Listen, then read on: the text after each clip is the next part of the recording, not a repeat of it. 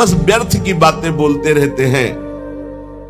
और जैसे दूसरे के टुकड़े के लिए कुत्ता ललचाता रहता है, ऐसे दूसरे शरीरों के भोग के लिए ललचाते रहते हैं। ललित किशोरी प्रिय प्रसाद हो न पावे, जो अपने प्रिया प्रीतम का प्रसाद कभी नहीं पाया, कभी कृपा कटाक्ष नहीं पाया, सुमिरन में नहीं लगे, संतों का संग नहीं किया, तो राम करे सारे ऐसे सपने ना दृष्टि परे। कोई भी हो, हे भगवान ऐसी कृपा करो कि ऐसे लोगों का संग स्वप्न में भी ना हो जो आपसे विमुख है। भगवत सन्मुखता और भगवत प्रेम प्राप्ति के लिए ये महापुरुषों ने 7 सूत्र बताए हैं। पहला है, ये सब में होना चाहिए, चाहे वो गृहस्थ हो चाहे विरक्त। भोगों में वैराग्य की स्थिति, अगर ये नहीं तो यहीं से सब फेल है। ज्ञान वही सार्थक होता है जो शास्त्र से सुना गया, पढ़ा गया, संतों से सुना गया, उस ज्ञान का प्रयोग किया जाए। जब हम श्रद्धा पूर्वक श्रवण करते हैं, शास्त्र पठन करते हैं, सत्संग सुनते हैं, तो हमें ज्ञान होता है। तो श्रद्धावान लभते ज्ञानम तत्परा संयतेन्द्रिया। उस ज्ञान जानकारी का फल हुआ कि हम अपनी इंद्रियों को संयमन करें, इंद्रियों को जो भोगों की तरफ जा रहे हैं उनसे हटाएं, भोगों से वैराग्य धारण करें।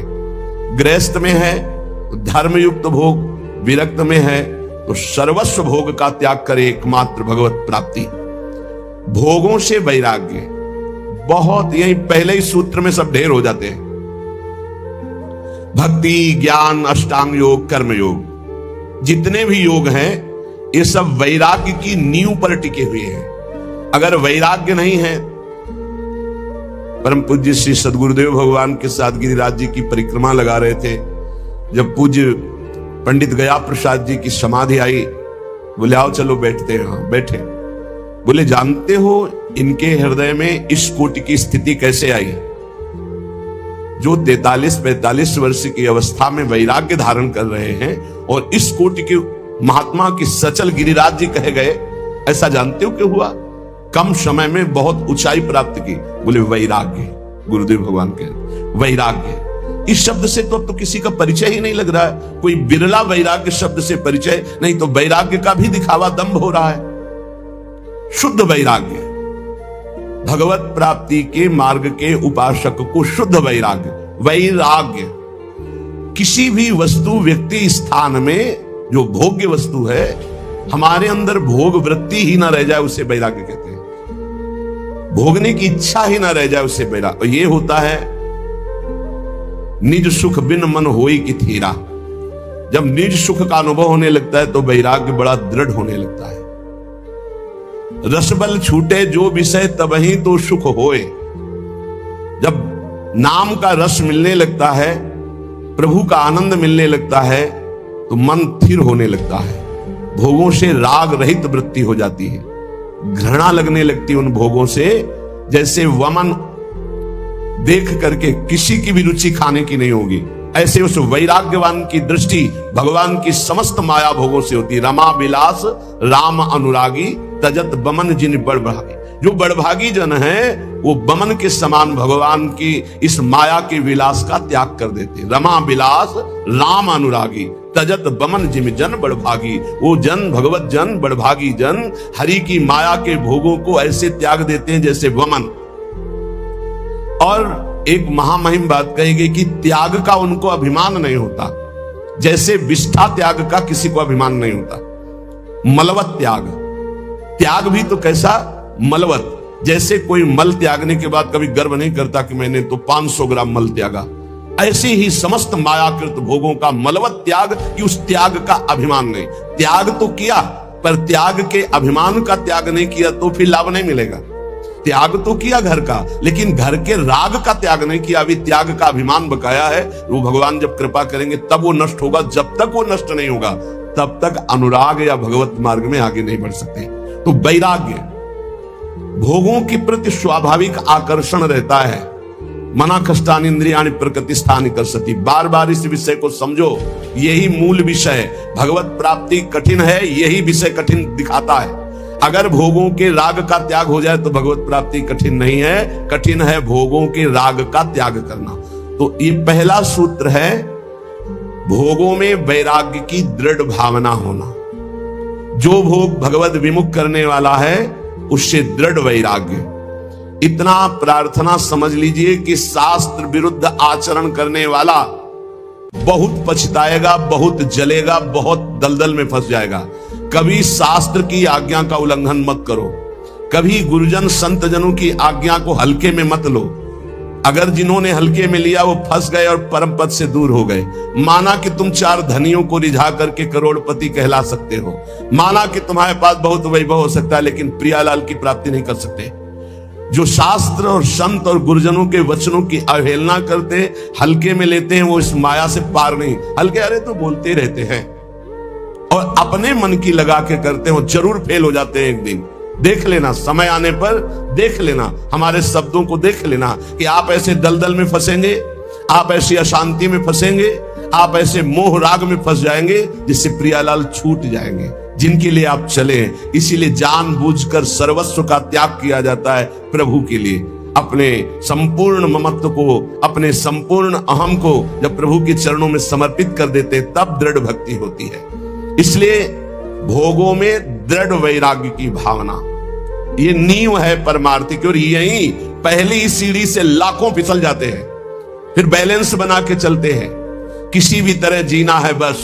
अब वो उद्देश्य नहीं रहा भगवत प्राप्ति, भगवत प्रेम, वो उत्साह नहीं रहा निरंतर भगवत भजन का। दूसरा बहुत सुंदर ये 7 सूत्र हैं। कुविचार, कुकर्म और कुसंग, इनका त्याग हो जाना चाहिए। कस्तरति कस्तरति मायाम यह संगास त्यजति। बोले कौन तरता है, कौन तरता है माया से? बोले यह संगास त्यजति, जो संग का त्याग कर देता है। संग बहुत जहर है, बहुत जहर है। अगर आप समझ पाओ तो, हमारी बात को पकड़ लोगे तो कभी दुखी नहीं रहोगे, सदैव सुखी रहोगे। भगवत भाव से संग करो।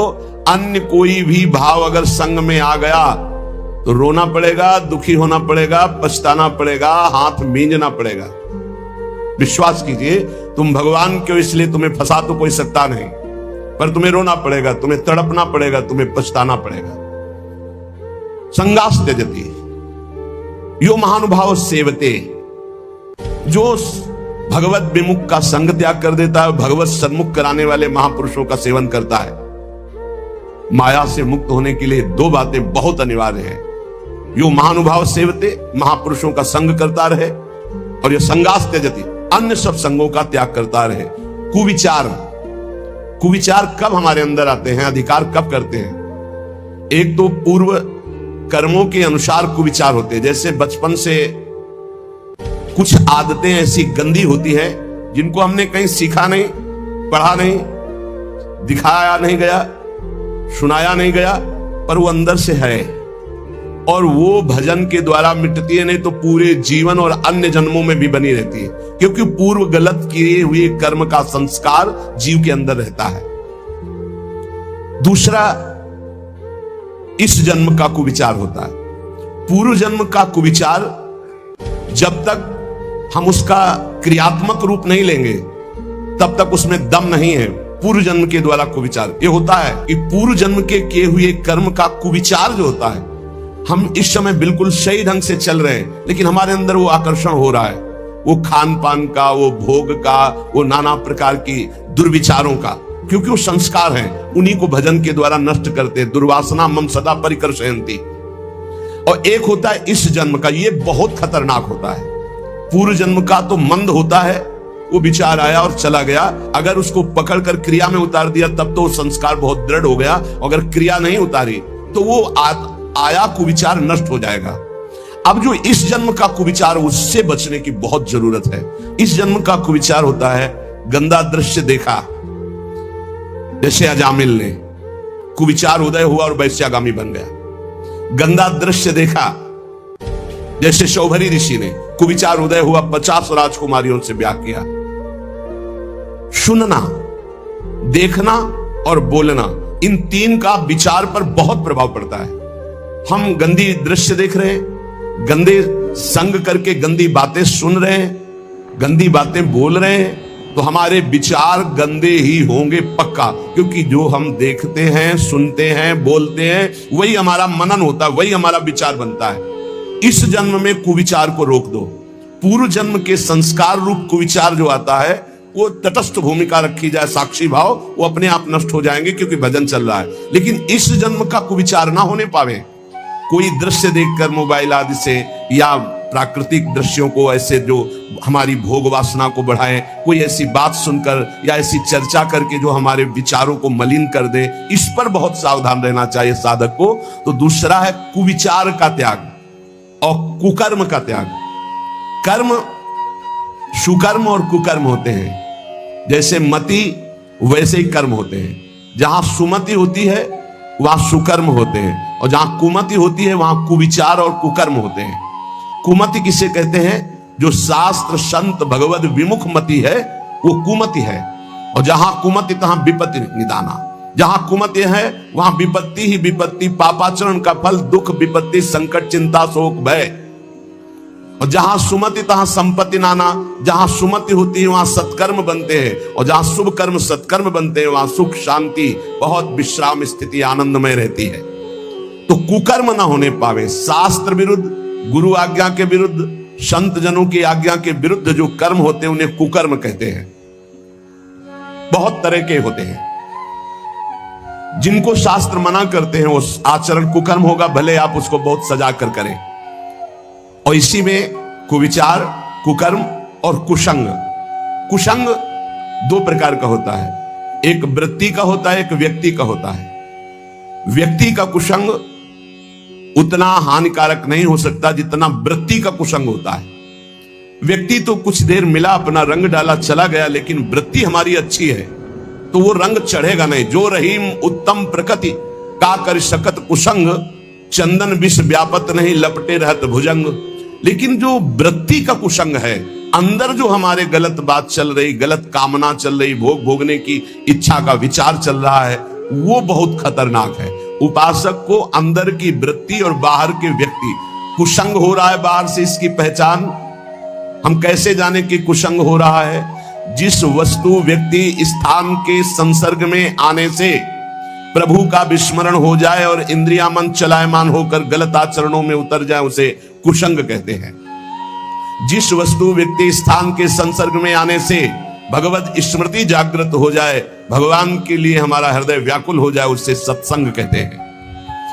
कुमार्गगामी वृत्तियों का त्याग करके भगवत मार्ग में चलने का नवीन उत्साह जागृत हो जाए, उसे सत्संग कहते हैं।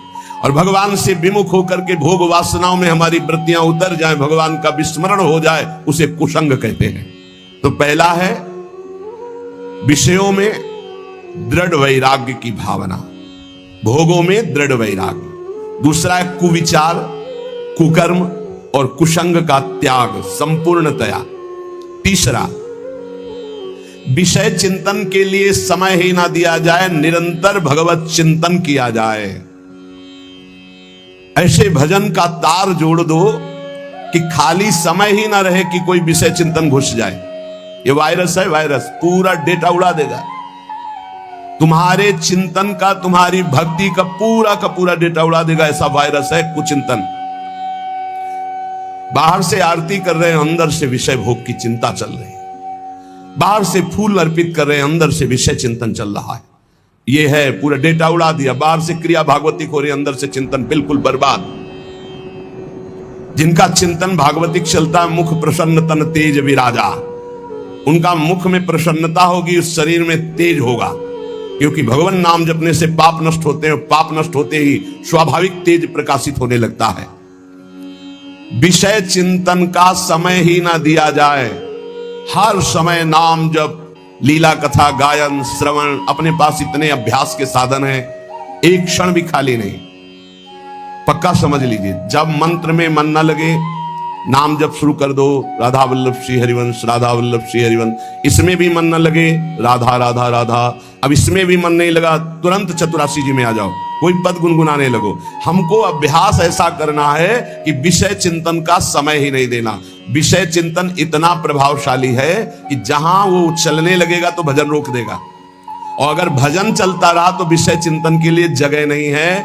विषय चिंतन हुआ, खतरा मोल ले लिया। कहा हनुमंत विपत्ति प्रभु सोई। कौन सी विपत्ति? हनुमान जी के मत में दुख विपत्ति क्या है? ये नहीं कि कोई अव्यवस्था हो गई, हमारी मानी हुई सुख संपत्ति खो गई तो ये विपत्ति है, नहीं। हनुमान जी के मत में नहीं। हनुमान जी के मत में विपत्ति क्या है? कह हनुमंत विपत्ति प्रभु सोई, जब तब सुमिरन भजन न होई। सबसे बड़ी विपत्ति वही है जब भगवान का सुमिरन न होकर विषय चिंतन हो रहा हो। सर्वनाश, जैसे तेरा सर्वनाश हो। सर्वनाश का मतलब होता है बुद्धि का नाश। बुद्धि नाश ही सर्वनाश है। जहां भगवत स्मृति गई, स्मृति भ्रंशा बुद्धिनाश हो, और बुद्धिनाशात प्रणश्यति, प्रणश्यति सर्वनाश हो गया। तेरा सर्वनाश हो जाएगा। सर्वनाश का मतलब तेरी बुद्धि भ्रष्ट हो जाएगी, तेरी बुद्धि सत्य निर्णय के योग्य नहीं रहेगी। यही सर्वनाश है। शास्त्रीय पद्धति में सर्वनाश का स्वरूप है बुद्धि का भगवान से विमुख होकर भ्रष्ट हो जाना।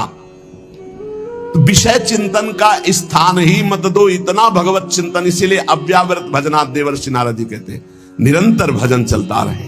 भजन के ये साधक कोई बिरला पकड़ पाता है। अंतर रहित निरंतर तैलधारावत भगवत चिंतन।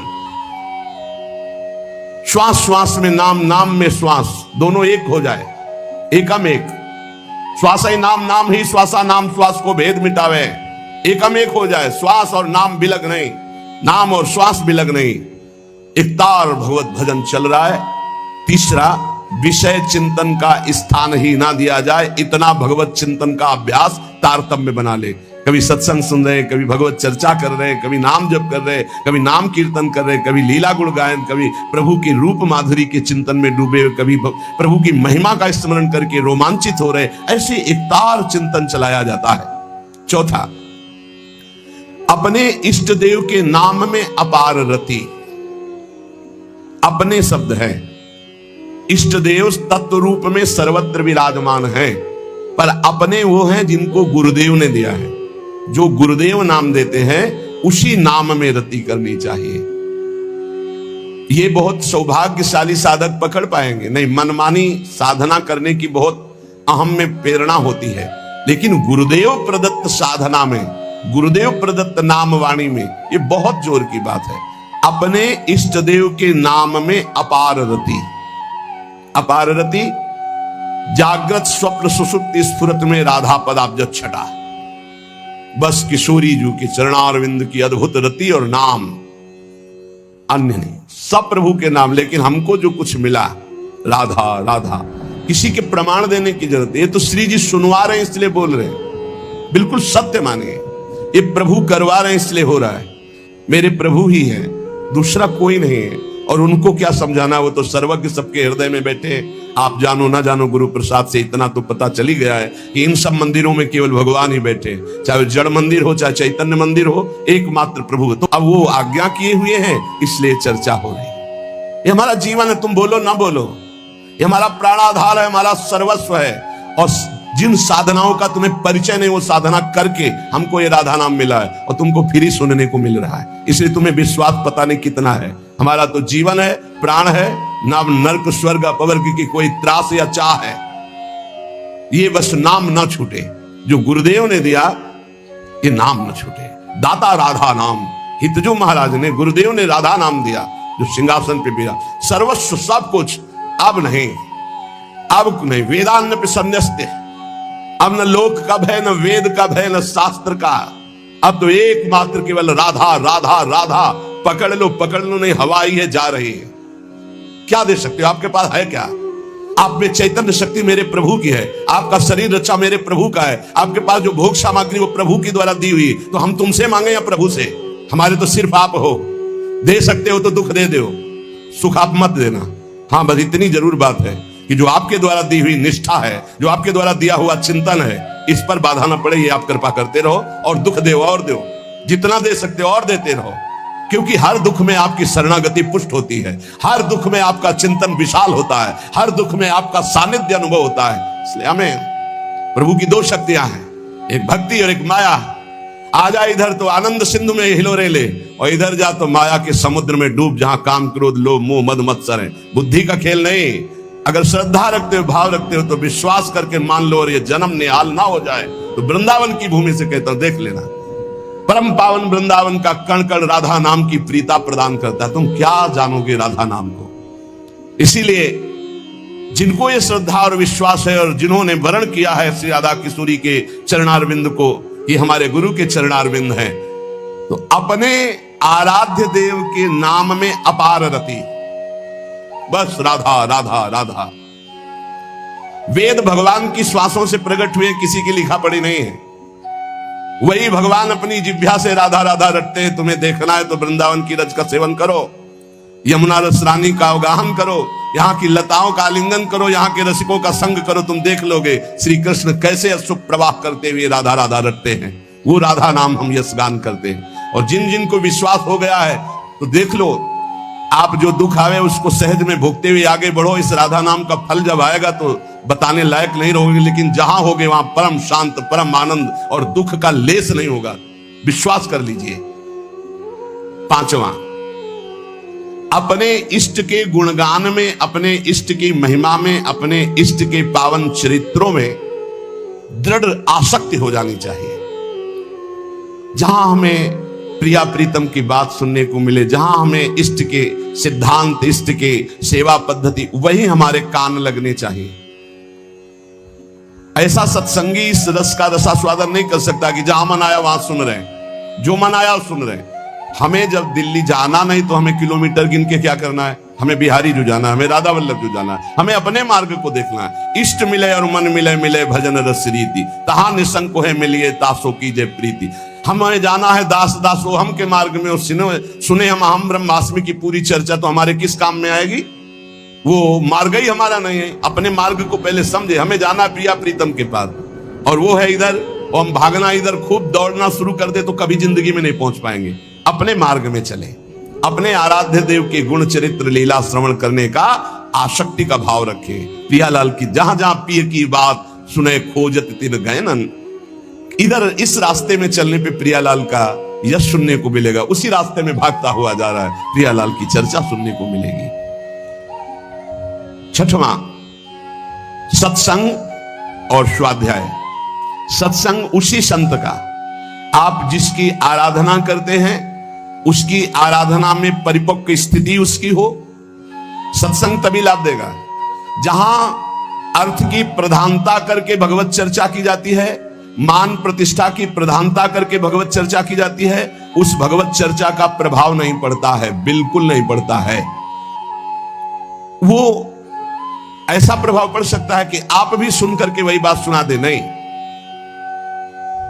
जब वक्ता का उद्देश्य श्री कृष्ण और श्रोता का उद्देश्य श्री कृष्ण आराधना के लिए ही भले सकामता हो, पर श्री कृष्ण आराधना के लिए, परिवार श्री कृष्ण है, हमारा कर्तव्य श्री कृष्ण के लिए है, तो हे श्री कृष्ण साईं इतना दीजिए जामे कुटुंब समाए, मैं भी भूखा ना रहूं और साधु ना भूखा जाए, चलो ऐसी कामना करके, तो वो श्रोता और वक्ता दोनों परम पद के अधिकारी होते हैं। भगवान की चर्चा अर्थ प्रधानता का भाव लेकर या मान प्रतिष्ठा का भाव लेकर फिर वो रंग नहीं लाएगी। सूत जी सुना रहे हैं 88,000 ऋषि सुन रहे हैं। क्या सूत जी का भेंट क्या है? इतने बड़े बड़े महात्मा पुलकित हो रहे भगवत चर्चा सुन के, ये देख के सूत जी महाराज पुलकित हो रहे।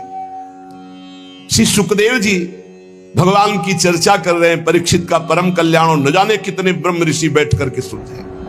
गोकर्ण जी चर्चा कर रहे हैं धुंधकारी का परम कल्याण, न जाने कितने महाभागवत बैठकर भगवत चर्चा कर रहे हैं। सत्संग जो केवल प्रभु के लिए किया जाए उसे कहते हैं। सत्संग का उद्देश्य स्वांता सुखाय तुलसी रघुनाथ गाथा, भगवान के पावन जस, भगवान के सिद्धांतों का वर्णन केवल भगवत प्राप्ति के लिए। सत्संग, उसी में स्वाध्याय, उसी ग्रंथ का नित्य स्वाध्याय करे जो इष्ट की प्रीति बढ़ाता है। हर वृत्ति अपने इष्ट से जुड़ जाए उसे योग कहते हैं। परमात्मा में चित्तवृत्ति का पूर्ण रूप से समाहित हो जाना, स्थिर हो जाना, इसे योग कहते हैं। अगर शारीरिक क्रिया केवल योग की जाए तो शरीर स्वस्थ रहेगा, लेकिन मन अस्वस्थ रहेगा, क्योंकि मन विषयों का चिंतन करने वाला है और विषय दुख योनया है, तो विषयों का चिंतन करने वाला मन अशांत रहेगा। इसलिए विषय चिंतन त्याग करके बार बार मन को अपने इष्ट में लगाएं, प्रभु में लगाएं, तो सच्चा योग हो जाएगा। तेषाम सतत युक्तानाम भजताम प्रीति पूर्वकम ददामि बुद्धि योगम तम येन माम उपयांति ते। तो हम अपने अनुकूल जो इष्ट की भावना को बढ़ाता चला जाए, ये हमारे अनुकूल है।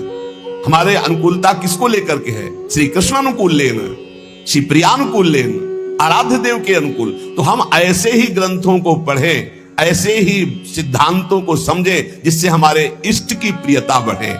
सत्संग और स्वाध्याय बहुत संभल कर करें।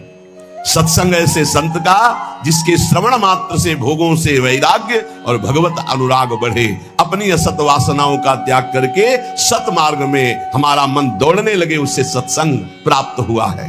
स्वाध्याय अपने इष्ट की प्रीति प्रदान करने वाले शास्त्र से। और सातवां, पूर्ण इष्ट का भरोसा और कृपा पर दृढ़ विश्वास करके निश्चिंत हो जाना। हमारी हो गई, भगवत प्राप्ति हो गई। ये बात आ गई, भगवत प्राप्ति हो, विश्वास कर लो। ये विश्वास तभी होगा। बहुत चिंतन हुआ हजारों बार। कल एक बोर्ड लिख के खड़े थे कि दरिया भी तेरी, लहर भी तेरी, नौका भी तेरी, खेने वाला भी तेरा, तो अब डूबने का भय कैसा? बोर्ड लिए कोई महाभागवत जन से लिख के बहुत हजारों बार चिंतन हुआ। क्या बात है, दरिया भी तेरी क्योंकि तू ही दरिया बना है, लहर भी तेरी क्योंकि उस दरिया की लहर भी तू ही है, भव समुद्र भी तू है, भव समुद्र की लहर भी तू है, और इसकी नौका भी तू है पार, और पार करने वाला खिवैया भी तू है। अब मुझे डूबने का भय क्या, क्योंकि दरिया भी तू है, लहर भी तू है, केवट भी तू है, नौका भी तू है, अब क्या डूबने का भय। दृढ़ विश्वास, हमारा काम हो गया, भगवान की शरण में गए। ये बहुत बड़ी बात है। बड़ी बड़ी समस्याओं को ऐसे चट से हटते देखा है दृढ़ विश्वास में। पक्का बिन विश्वास भगत नहीं ते बिन द्रवहीन राम, राम कृपा बिन सपन्यु जीवन लह विश्राम। दृढ़ विश्वास अपने आराध्य देव पर बहुत बड़ी है, इसीलिए सातवां सूत्र आखिरी, दृढ़ विश्वास अपने इष्ट देव का। हम पर अपार कृपा है, हमारे प्रभु निश्चित कृपा करके भगवत प्राप्ति करें, निश्चित। अब हमें कोई डर नहीं, अपने प्रियाजू के भरोसे पे हो जाना, ये दृढ़ बात है। भोगों से वैराग्य की दृढ़ भावना। दूसरा, कुविचार, कुकर्म, कुसंग का त्याग। तीसरा, विषय चिंतन की गुंजाइश ही ना रह जाए, ऐसे भगवत चिंतन का एक तार नाम जप, मंत्र जप, रूप लीला आदि का चिंतन। चौथा, अपने इष्ट देव का ही नाम जप। पांचवा, अपने इष्ट देव का ही गुणगान, लीला, चरित्र आदि में निरंतर श्रवण कथन आदि। छठवां, सत्संग और स्वाध्याय इष्ट प्रीति बढ़ाने वाला। सातवां, भगवत कृपा में दृढ़ विश्वास, दृढ़ भरोसा अपने इष्ट का। इसी जन्म में निश्चित भगवत प्राप्ति हो जाएगी, ये इष्ट के भरोसे से। हमें चिंतन उसका नहीं करना पड़ता जो सबसे ज्यादा प्यारा होता है, उसका कभी चिंतन नहीं करना पड़ता, स्वाभाविक चिंतन होता है। जैसे शरीर का कौन बैठकर ध्यान करता है, कौन नाम जप करता है, कौन चेष्टा करता है शरीर, और कब भूलता है? कभी नहीं भूलता। पूज्य श्री भाई जी हनुमान प्रसाद पोद्दार जी महाराज के वचन, जो सबसे बढ़कर प्रिय होता है उसकी स्मृति करनी नहीं पड़ती, स्वाभाविक होती। जैसे शरीर की इतनी प्रियता बढ़ गई है कि इसको हम कभी नहीं भूलते। मैं में इसको हमने समाहित कर लिया, मैं शरीर हूं, ये जपते नहीं है, स्मृति में हर समय बना रहता है। सब लोग बैठे हो देख लो, ज्ञान की बातें करने की बात अलग की कि मैं शरीर नहीं, में पांच भौतिक ढांचा है, लेकिन अंदर से देखो, अंदर से पूरा शरीर राग बैठा हुआ, मैं ही आरोपित हो गया शरीर में, अंतःकरण में मैं ही आरोपित हो गया। लेकिन प्यारे, तुम भूल कर रहे हो, जो शरीर का भी आधार है वो प्राण, और जो प्राणों का आधार है वो आत्मा, और जो सबकी आत्मा है वही परमात्मा है, वही ईश्वर है। लेकिन उसकी तो स्मृति नहीं हो रही। शरीर का आधार प्राण, प्राणों को भी जो प्रकाशित कर रहा है वो कौन? आत्म तत्व। और जो सबकी आत्मा है वो कौन? बोले श्री कृष्ण, श्री हरि, प्रभु। तो क्या प्रभु की ऐसी स्मृति चलती जैसी शरीर की स्मृति? कभी हम भूलते नहीं, कभी हम स्मरण करने का प्रयास नहीं करते। हर समय स्मृति में रहता शरीर, क्योंकि बहुत प्यारा है। और इतना प्यारा है कि इसे मैं से हमने जोड़ लिया। मैं स्त्री, मैं पुरुष, बस इसी में राग शरीर में। और जिससे हमारा स्मृति का तार जुड़ता है, उससे अलग होना बड़ा भयभीत कर देने वाला विषय होता है, बड़ा भयभीत। भूल करके भी कभी किसी से अपनापन न करे, बहुत बहुत खतरनाक अपनापन होता है। अपनापन का नाटक करते करते अपनापन हो जाता है। झूठा खेले साचा होए। झूठ से भी किसी से ये न कहे कि हम तुम्हें बहुत प्यार करते हैं, झूठ से भी न कह ले, सच्ची हो जाएगा। और अगर किसी शरीर से प्यार हो गया तो बिछुड़ेगा पक्का, क्योंकि बिछुड़ने वाला फिर तुम्हारी दशा क्या होगी, फिर तुम्हारा हालत क्या होगा। आकाश की तरफ भरत जी देखते हैं तो उनको चंद्रमा में भी अपना हिरन दिखाई देता है। भूमि में देखते हैं तो उन खुर जो बने होते हैं हिरन, उनकी रज ले लेकर छाती से लगाते हैं तो उनको शांति मिलती है। ये मेरे मृग शावक के चरण चिन्ह है। इतना प्यार, इतना अपनापन। तो इस शरीर से जो अपनापन हो गया वही तुम्हें भय दिखा रहा है मृत्यु का। अभी कल ही परसों एक प्रश्नकर्ता ने प्रश्न किया था, सब है सब, लेकिन एक भय है कि मरना है, अब उससे कैसे बचे? इससे कैसे? इससे गार्ड से नहीं बच सकते हो, अंगरक्षक रखने से नहीं बच सकते, नहीं बच सकते। अगर मृत्यु का संयोग अंगरक्षक से है तो तुम्हारा अंगरक्षक ही तुम्हें सूट कर देगा। अगर मृत्यु का संयोग है अंगरक्षक से तो जो तुम्हारा हर समय बॉडी गार्ड है ना, वही तुम्हें भूंज देगा। मृत्यु उसी के हाथ से मरवा देगी तुम्हें। और इतना प्रिय शरीर है कि मृत्यु की बात सुनते ही एक बार जैसे बिजली का करंट नहीं लगता, ऐसे मरना, अरे होश खराब हो जाते। देखो थोड़ी देर सोच के कि आज मरना है, कैसा लगेगा? बोले मरने से सब जगह मेरो मन आनंद। ओठ सूख जाएंगे, ओठ सूख जाएंगे कि तुम 5 दिन में मरने वाले हो, तुम्हारे ऐसा रोग है, ओठ सूख जाएंगे। हाँ, उसी के नहीं सूखेंगे जो पहले से मरा हुआ है। जीवित मर जाए उलट आप में समाये है दिलगिरी है। अपने इष्ट के लिए जिसने प्राणों को समर्पित कर दिया, अब उसको डर नहीं। हमें सबसे ज्यादा प्रिय देह और प्राण है। देह प्राण ते प्रिय कछु नाही, गोस्वामी तुलसीदास जी कह रहे हैं। देह प्राण से बढ़कर कुछ प्रिय नहीं है, लेकिन उनसे भी जो परम प्रिय है वो भगवान है, क्योंकि देह और प्राण जिनसे संचलित हो रहे हैं। राम देत नहीं बनत गुसाई, विश्वामित्र जी से दशरथ जी कह रहे, देह प्राण से प्रिय कुछ नहीं, अभी कहो अभी प्राण दे दूं, लेकिन राम देते हैं नहीं।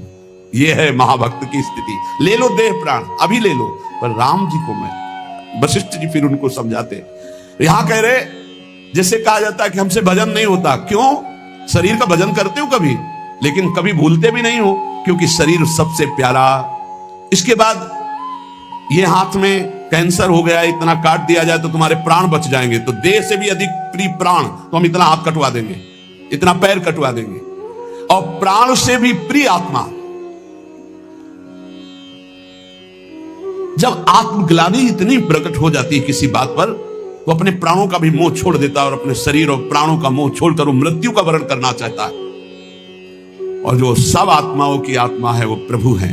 पूज्य भाई जी महाराज कह रहे, यदि ये क्षण भर के लिए तुम्हारी बात समझ में आ जाए कि जिससे हमें देह प्रिय लग रहा है, जिससे हमें प्राण प्रिय लग रहे हैं, वो भगवान के कारण लग रहे हैं। अगर ये बात समझ में आ जाए तो भगवान को भुलाया ही नहीं जा सकता। जैसे देह अभिमानी कभी देह को नहीं भूल सकता, ऐसे देहा भाव को जो भगवान के चरणों में, जो प्राण प्रियता को भगवान के चरणों में मदगत प्राणा हो गए, मच्चित्ता मदगत प्राणा, ऐसे महापुरुषों का भजन निरंतर चलता है।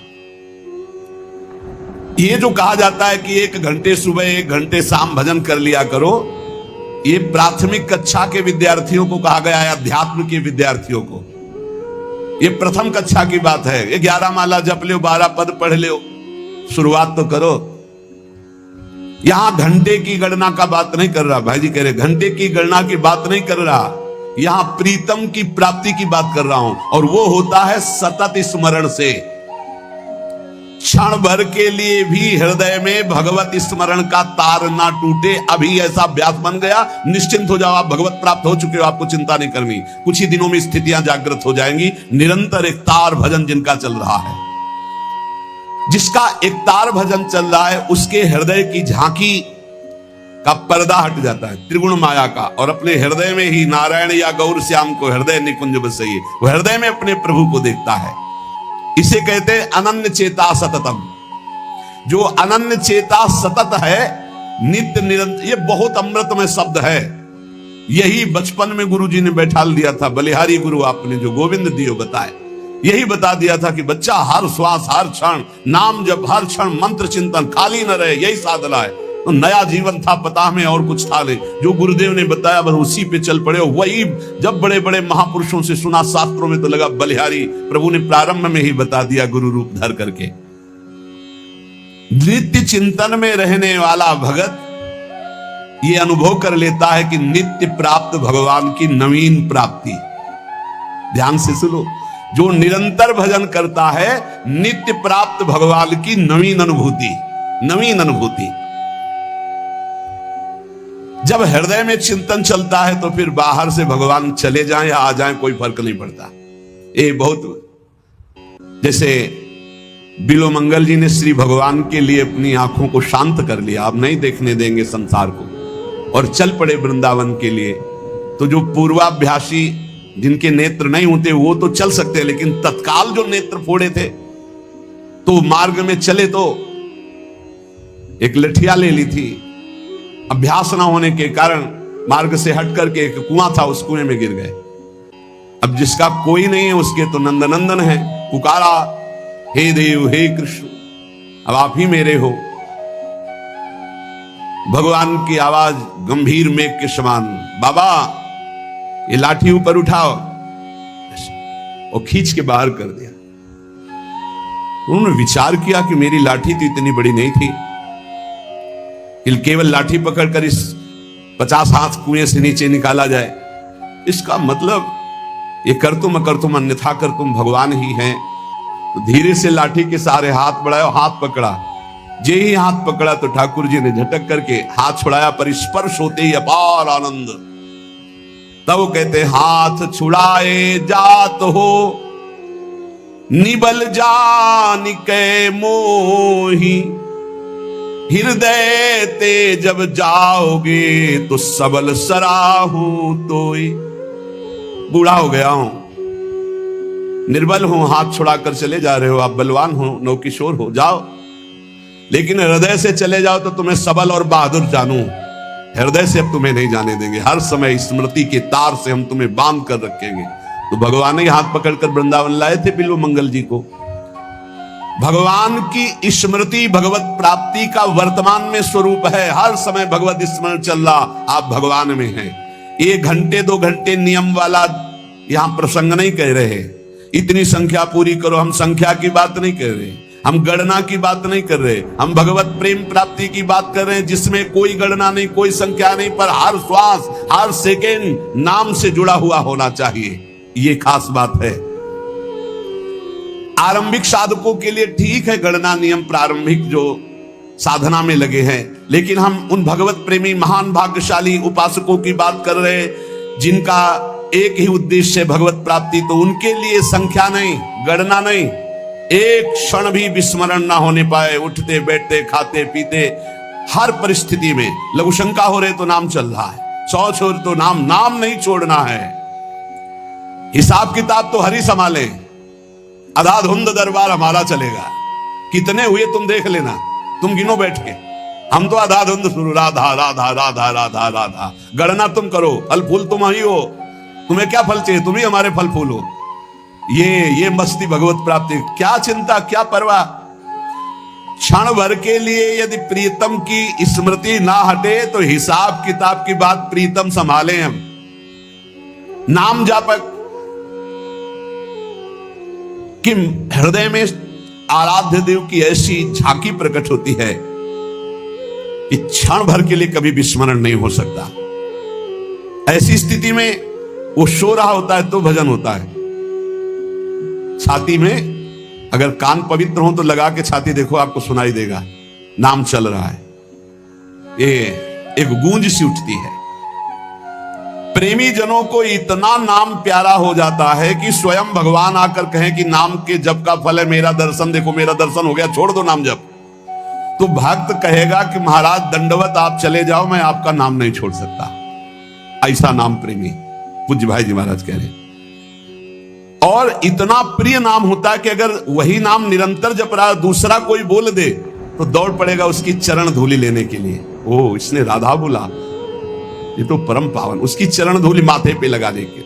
प्रीतम का नाम लेने वाला, प्रीतम की चर्चा सुनाने वाला, प्रीतम के समान प्यारा लगने लगता है नाम जापक को। प्रीतम का कोई भी प्रसाद, वस्त्र, भोग प्रसाद, इत्र प्रसाद, फूल प्रसाद, कुछ भी वो